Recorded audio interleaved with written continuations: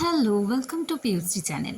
দেখো, আজকে আমরা বালি ব্রিজ ধরে চলে যাচ্ছিলাম দক্ষিণেশ্বরের উদ্দেশ্যে।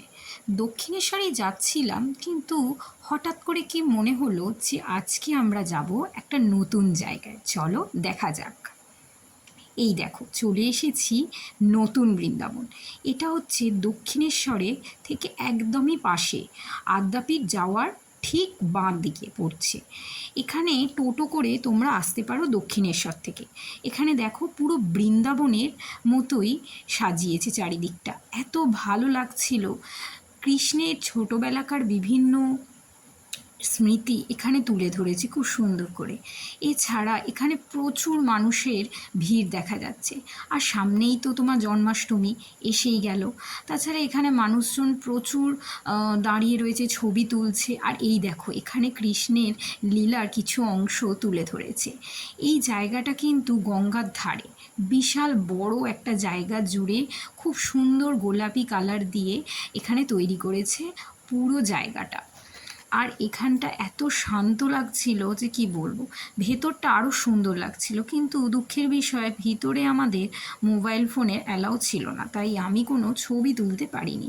আর এই দেখো, এই জায়গাটা পুরোটাই ছিল, আমি ঠিক জানি না যে এখানে মানে কাদের বাসগৃহ। এই দেখো, এখানে হচ্ছে কৃষ্ণের নানা জন্মের যে লীলাক্ষেত্র হয় সেটাই এখানে তুলে। আর এই দেখো, ভেতর দিয়ে লোক যাচ্ছেন, ভেতরে সবাই রাধে রাধে করছিলেন, দারুণ লাগছিল।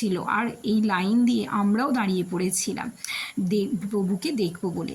আর প্রভুর সেই মূর্তি দেখার পর রাধে রাধে রাধে রাধে, আহা কি রূপ! দেখে এত ভালো লেগেছিল যে কি বলবো। তো এই রাস্তা দিয়ে যাচ্ছিলাম। এখানে তোমরা যে কোনো জায়গায় জুতো খুলতে পারো, কোনো সমস্যা নেই। এখানে জুতো চুরি হওয়ার ওরম কোনো ব্যাপার হয় না। আর জন্মাষ্টমীতে খুব সুন্দর করে এখানে সাজানো হয়, এত সুন্দর লাগছিল দেখতে চারিদিকটা।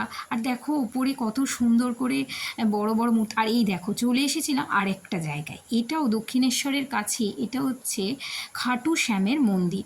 এখানেও কিন্তু মোবাইল ফোন একেবারেই অ্যালাউ ছিল না, তাই দেখো এখানে সিকিউরিটি গার্ড আমাকে কিন্তু অ্যালাউ করছিল না। বাট আমি এখানে চুপিসারে একটু ভিডিও করে নিয়েছিলাম, তাই জন্য আমি ঠাকুরের কাছে ক্ষমাও চেয়ে নিয়েছি এটি করার জন্য। তো তোমাদের জন্যই আমি এই কাজটা করেছি। দেখো, এর ভিতরটাও খুব সুন্দর করে সাজানো ছিল, এত সুন্দরটা চারিদিক যে কি বলবো। এখানে চারিদিকটা ক্রিস্টাল পাথর দিয়ে পুরো মন্দিরটা তৈরি করেছিল। আর কি সুন্দর মন্দিরের ভিতরটা লাগছিল দেখতে। দেখো, এই দেখো রাধাকৃষ্ণ এখানে, আহা রাধাকৃষ্ণের রূপ দেখে যেন মন মোহিত হয়ে গেল।